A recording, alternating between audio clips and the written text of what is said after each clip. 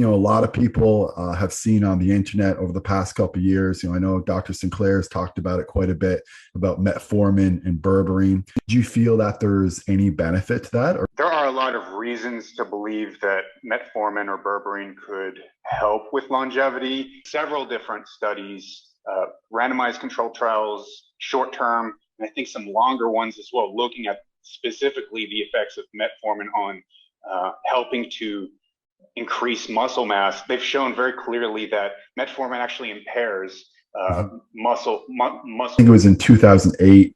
I tweeted out a study that compared metformin to berberine, and it showed that berberine was basically as efficacious as a metformin. Yeah, I remember that tweet specifically because Tim Ferriss retweeted it and then he started following me. So coming back to the medications and supplements themselves, a lot of people are taking these prophylactically. So with respect to Tim Ferriss, so Tim Ferriss's best friend is, or I should say this, like Peter Attia's best friend is Tim Ferriss. So Peter Attia was supplementing with metformin for, I don't know, I think 5 or 10 years in order to gain these anti-aging properties from metformin, these putative anti-aging properties. He no longer does so. One of the pillars of longevity is maintaining adequate muscle mass, avoiding frailty, maintaining function into old age. So one of the ways of putting that off is to maintain a substantial amount of muscle mass, as you know, and metformin might actually impair that as opposed to help that. There's a risk of rare side effects, lactic acidosis. You can get elevated lactic acid levels under certain circumstances. There is that potential risk where there does seem to be.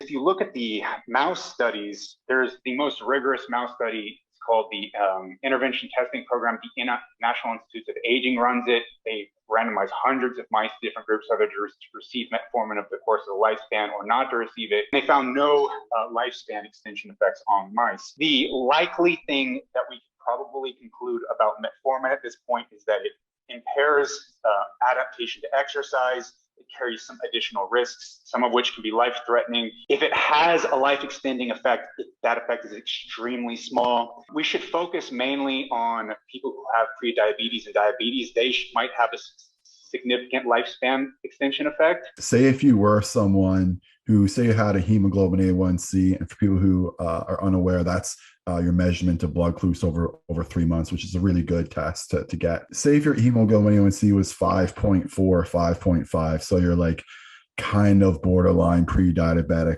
Do you think there's any benefit in taking that and to get it down? I think for some markers, some like biomarkers, there is a point at which it can become potentially too low. For blood glucose, if you're almost pre-diabetic and you're trying to get it down to like 5.0, I would say if you can take it, your dosages aren't particularly large, they're sort of modest, but if you can take it and it's not causing any significant side effects, if it's supported by the research literature, that is to say, if there's a low amount of risks, if you feel okay doing it, and if you're getting your A1C lower and you can't do that otherwise through lifestyle, I would guess that you're probably improving your long-term cardiovascular disease risk by some sort of amount by doing that, especially if you do that over the course of like decades. Probably it would be helpful if they did it with the assistance of a doctor